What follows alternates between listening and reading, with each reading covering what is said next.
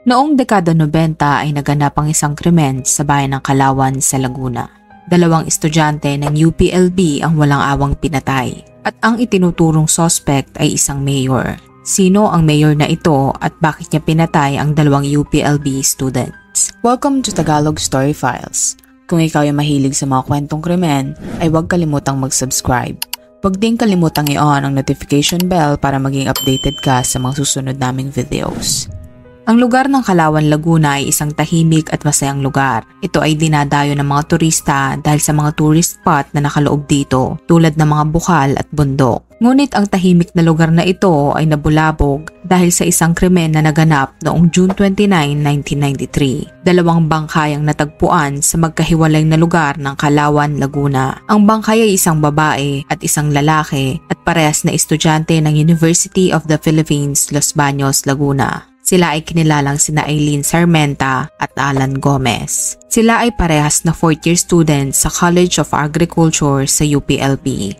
Dahil sa natagpo ang bangkay ng mga estudyante, ay agad-agad kumilos sa mga otoridad para tukuyin kung sino ang salarin sa pagpatay sa kanila. Si Police Inspector Rizaldi Garcia ang humawak ng kaso. Sinubukan niya daw humingi ng tulong sa Kalawan Police, ngunit kahit maraming pulis sa nasabing lugar, ay isa lang umano ang nagkaroon ng interes para tumulong sa pag-iimbestiga. Ang kaisa-isang pulis na tumulong sa kanya ay kinilalang si Aurelio Centeno ng Kalawan Police. Ayon kay Police Inspector Garcia, ay nag-request umano siya ng assistance para samahan siya ng Kalawan Police sa crime scene. Ngunit tila wala daw interes sa mga ito na tumulong. Sinubukan niya rin daw humingi ng report sa kanila, ngunit ang lagi daw nilang sinasagot ay wala pa. Dahil sa nangyaring iyon, ay napaisip si Garcia kung bakit hindi cooperative ang Kalawan Police at tila may pinagtatakpan ng mga ito. Ngunit kahit ganoon ang nangyari, ay pinagpatuloy pa rin ni Garcia ang pag-iimbestiga kasama si Aurelio Centeno. Ayon kay Garcia, ay nahirapan daw sila dahil walang masyadong ebidensya ang na-recover sa lugar at wala din umanong state witness na maaring makapagturo sa salarin. Ngunit ilang araw pa lang ang nakakalipas sa kanilang pag-iimbestiga, ay bigla umanong naglahong parang bula si Centeno. Nang hanapin niya daw ito, ay natagpuan niya ito sa isang lugar sa Metro Manila. Nakita niya raw na nagbubuhat ito at namasukan bilang isang trabahador. Ayon kay Garcia, ay maaring tumakas ito dahil nakita na umano ni Centeno na lumulutang na ang pangalan niya sa dyaryo. Sinubukan umanong kumbinsihin ni Garcia si Centeno na magsalita na at ipagbigay alam kung may alam siya sa krimen na naganap. Di kalaunan ay umamin ito sa krimen na kanyang ginawa.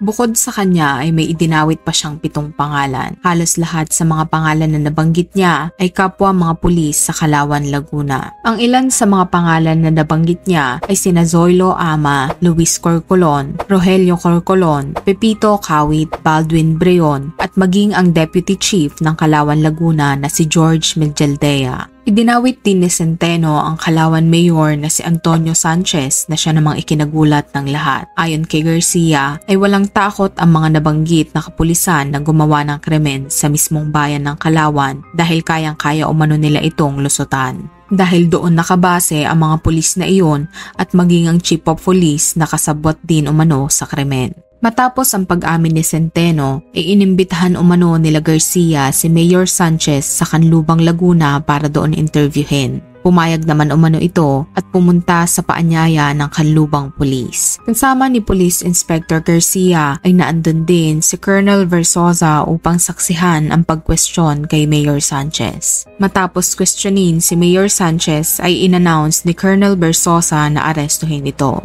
Ang testimonya ni Centeno ay mas pinalakas pa nang lumutang ang security aid ni Mayor Sanchez. Idiniin nito na may kinalaman si Mayor Sanchez at ang iba pang pulis sa pagpatay sa mga estudyante. Ang security aid na ito ay kinilalang si Vicencio Malabanan. Kinumbinsi ng mga otoridad na makipagtulungan si Malabanan sa kanila para mas mapadali ang pagresolba sa kaso. Dahil sa pinagsamang salaysay ni Malabanan at Centeno ay nagkakaroon na ng linaw ang krimen na naganap. Base sa mga salaysay nila ay talagang idinidiin nila na may kinalaman si Mayor Sanchez sa madugong pagpatay kina Eileen at Alan. Ngunit pahayag naman ng mga nakakakilala kay Mayor Sanchez ay isa siyang relihiyosong relihiyosong tao at istrikto, kaya malaking pagkabigla sa ilan ang pagkasangkot niya sa krimen na nangyari. Mariin din namang itinatanggi ni Mayor Sanchez na siya ay may kinalaman sa krimen at may itinuturo siyang suspect sa pagpatay. Ang suspect na tinutukoy niya ay si Kit Alqueza. Si Kit Alqueza ay dating kasintahan ni Eileen Sarmienta at dating SK chairman sa Laguna. Naging kasamahan din umano ni Kit si Alan Gomez sa isang fraternity sa UP na tinatawag na Upsilon Sigma Pi. Ayon kay Mayor Sanchez ay maari umanong love triangle ang dahilan kung bakit pinatay ang mga biktima. Base kay Police Inspector Garcia ay maaring pinalutang lang ng mga suspect si Kit Alqueza para pagtakpan ang kanilang ginawa. Ngunit dahil na rin sa kakulangan sa ebidensya na magtuturo na may kinalaman si Alqueza kaya naalis siya sa listahan ng mga suspect. Kaya't muling nag-focus ang mga investigador kay Mayor Sanchez. Base sa salaysay ni Centeno at Malabanan, pagdating umano nila sa Agrex Complex ay bumaba ng iba pang mga suspect at makalipas lang umano ang ilang minuto ay nakita nila na kinukuha na sina Eileen at Alan. Isinakay umano nila ito sa sasakyan at dinala sa Irais Farm sa Barangay Curbas sa Calauan na pagmamay-ari ni Mayor Sanchez. Base sa salaysay ay matagal na umanong natitipuhan ni Mayor Sanchez si Eileen Sarmienta. Pinatotohanan naman ito ni Centeno dahil umano nang madala nila si Eileen at Alan sa Irais Farm ay ibinigay nila si Eileen kay Mayor Sanchez bilang regalo. Idiniretso daw agad ni Mayor Sanchez si Eileen sa kwarto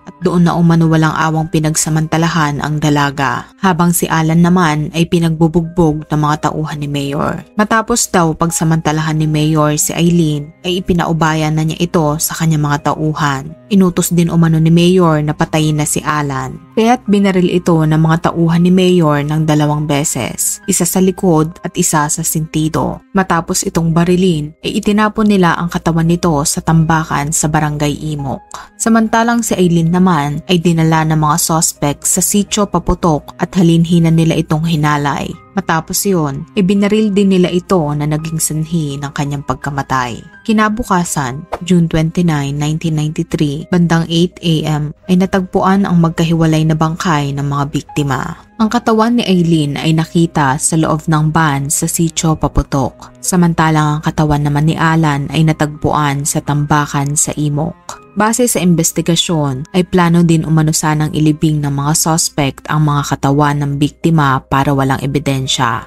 Dahil kung wala umanong katawan na na-recover ay walang krimen. Ngunit kinulang na sila sa oras dahil mag-uumaga na noon. Ang 3 pulis na suspect umano ay sinubukan pang pagtakpan ng krimen na kanilang ginawa. Sila Medjaldea, Luis at ama pa umano ang nag-report sa mga bangkay na natagpuan. Sa pagpapatuloy ng investigasyon ay na-recover ng mga pulis ang sinturera ng short ni Eileen sa farm kung saan dinala ang mga biktima. Makalipas ang ilang araw ay si Mayor Sanchez mismo ang nagpresenta ng short ni Eileen na nahanap umano nila. Ayon sa mga otoridad, maaring napilitan lang umano si Mayor Sanchez na ilabas ang short ni Eileen dahil natagpuan ang sinturera nito sa kanyang farm. Maari umanong sinusubukan niyang lusutan ang krimen na naganap.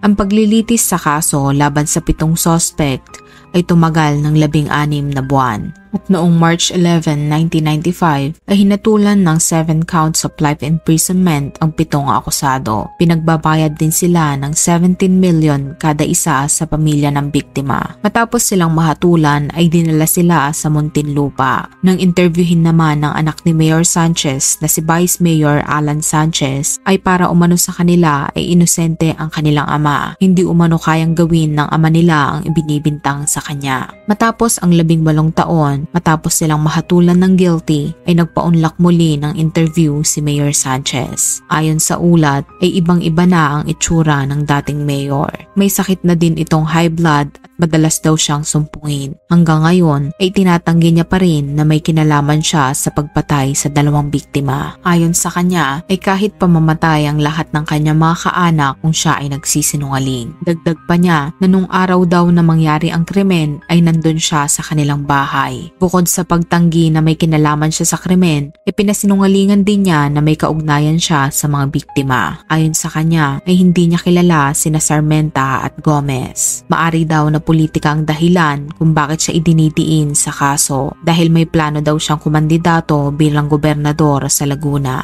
At hanggang ngayon ay idinidiin niya pa rin si Kit Alqueza na siya daw tunay na salarin. Ayon sa kanya ay nakita ni Deputy Chief Medialdea na may dugo sa kamay ni Kit. Ngunit kahit ganoon daw ay siya pa rin ang nadiin sa kaso. Giit pa ni Mayor Sanchez na may mga ebidensya pa umano na nagtuturo kay Kit bilang salarin ngunit itinago ang mga ito. Maraming beses na rin umano siyang umapela na buksan muli ang kanyang kaso. Ngunit kinatigan na daw ng Supreme Court ang unang naging desisyon sa korte. Sa pananatili niya daw ng 18 years sa kulungan ay natuto siyang magpasensya. Maswerte pa din daw siya dahil sa kabila ng nangyari ay patuloy pa rin siyang sinusuportahan ng kanyang pamilya. Hindi man daw pumanig sa kanya ang batas ay naninindigan pa rin siya na wala siyang kinalaman sa pagpatay kina Eileen Sarmenta at Alan Gomez. Nais niya rin umanong sabihin sa pamilya ng mga biktima na naaawa siya sa kanila dahil hindi pa rin umano nila nakukuha ang hustisya para sa pagkamatay ng mga biktima. Masakit man para sa pamilya ng mga biktima ang nangyari pero mas pinili na lang umano nilang manahimik. Kahit umano nakulong na ang mga may sala ay hindi pa rin ito matatapatan ang pagkawala ng buhay nila. Noong March 27, 2021 ay nakitang binawian ng buhay ang suspect at dating mayor ng Calauan, Laguna na si Antonio Sanchez sa kanyang selda. Sinabi ng noon ay Bureau of Corrections spokesperson na si Gabriel Chaclag na nakitang walang malay ang dating mayor bandang alas 8 ng umaga. Tinakbo pa sa NBP Hospital ang dating mayor, ngunit sa kasamaang palad ay huli na ang lahat. Anong masasabi mo sa kasong ito? At kung ikaw ang tatanungin, sa iyong palagay, sila Mayor Sanchez nga kaya ang tunay na salarin sa pagpatay kina Eileen Sarmenta at Alan Gomez? Comment down below.